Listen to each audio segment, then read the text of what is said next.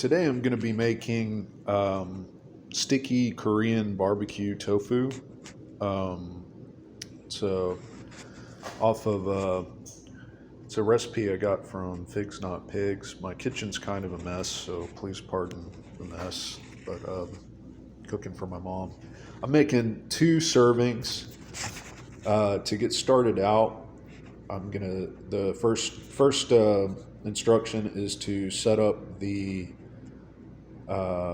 preheat the oven and then set up the dredging station. Oh shit. So setting up the dredging station, I've got roughly 2.5 cups flour in there, 2.5 cups soy milk, and 2.5 cups panko breadcrumbs. You want it to press your tofu in advance.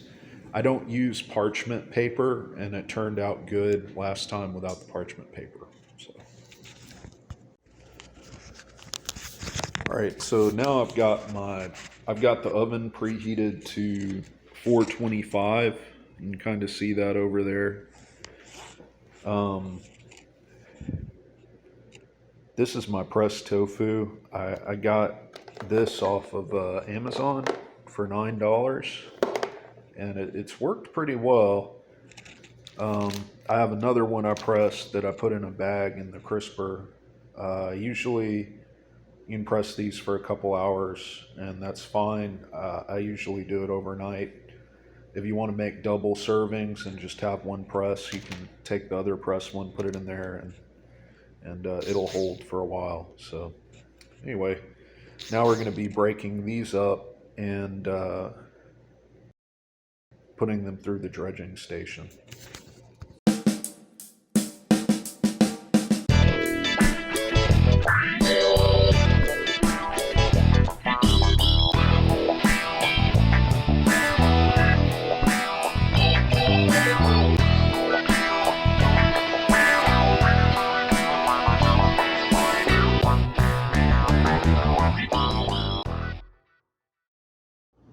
Alright, so I combined all the ingredients for the barbecue sauce into a medium saucepan.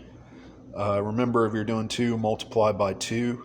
I got this, which is Gachujiang 1, which is pretty good. It's very spicy. I'm using a little less, probably like a 1/4 of a cup's 4 tablespoons. So I'm probably using 3 tablespoons per serving. Because I'm cooking for my mom. That stuff's really spicy. Then you got the soy sauce. This is low sodium. I got it off of Amazon. It can be too salty if you use regular sodium, so you want to make sure you get the lower sodium. This has like 12% sodium per serving, so per tablespoon. And that's like the lowest I could find, which is why I got that. It's kind of expensive. Rice wine vinegar, just says rice vinegar, toasted sesame. I think that works good. Then you got the garlic, minced garlic. You get that from Walmart. Black pepper, coconut sugar, which is weird. This is an ingredient I only found a little while back, but that's what it looks like. It's like sugar made out of coconuts. It's pretty good. I'm trying to think. Fresh ground ginger. I cut some of that up, or minced ginger. I got some ginger from Walmart and I minced it. And I think that's about it. Oh, sesame oil. This is in there too. So yeah, I put a tablespoon in there. It says 2 teaspoons. I put 1 extra. So yeah, that's about it. I'm going to mix all this up and get it simmering and then show you what that looks like. So these are what they look like after you get them out of the oven. It's 10 minutes each side. I don't have any parchment paper, so I make sure to spray down your surface with this or something like that, some cooking spray. As you can see, that turned out fine. it's not sticking at all, non-stick pan. And yeah, so that turned out pretty good. Make sure to add pepper flakes and salt to your panko breadcrumbs. But yeah, that turned out good. So yeah, I brought this. I put it on medium-high heat. Then I brought it to basically a boil and reduced it to simmer. As you can see, it's on simmer now. And I stir it kind of frequently while I was making the ranch. So it looks about ready now. If you look at the side, like that's about how much it reduced. I like it to be pretty thick, but you don't want it like, you know, a caramel-like consistency. But that's what I got. All right, so I transferred all the bites back to a large bowl, and I'm gonna pour over the barbecue sauce and mix it up. So that's what I'm doing now. After you get done with this, you're gonna pop it back in the oven for 10 minutes.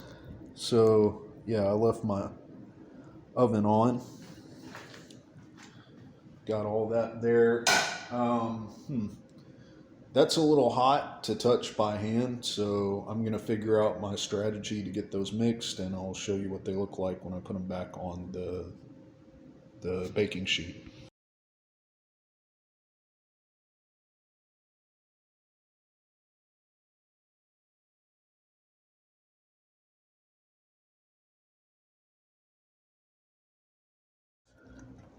All right, so this sauce was a little thin. I wasn't paying attention to when I put it on there, and there was a lot left in the bowl.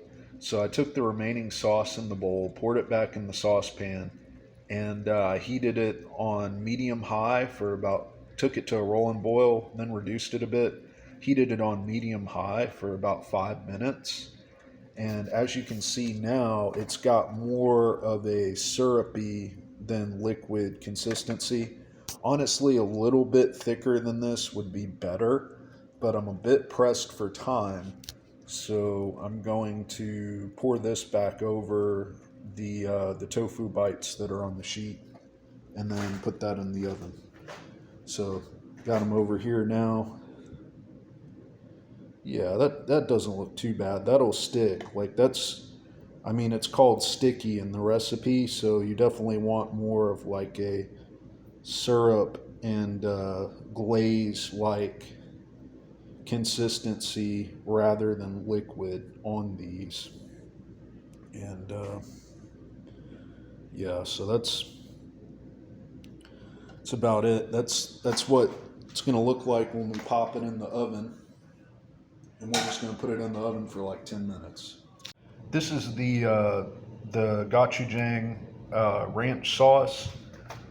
I mixed everything together in there, all the ingredients, and stirred it up. I added a little bit extra mayo because last time I thought it was a little thin. And I also subbed fresh garlic in there, so that's how it turned out. It looks pretty good. So this is what the finished product looks like out of the oven. I like to serve this with white rice. Just follow directions on your rice to get it that way. You can make it while you're doing this. The tofu barbecue bites.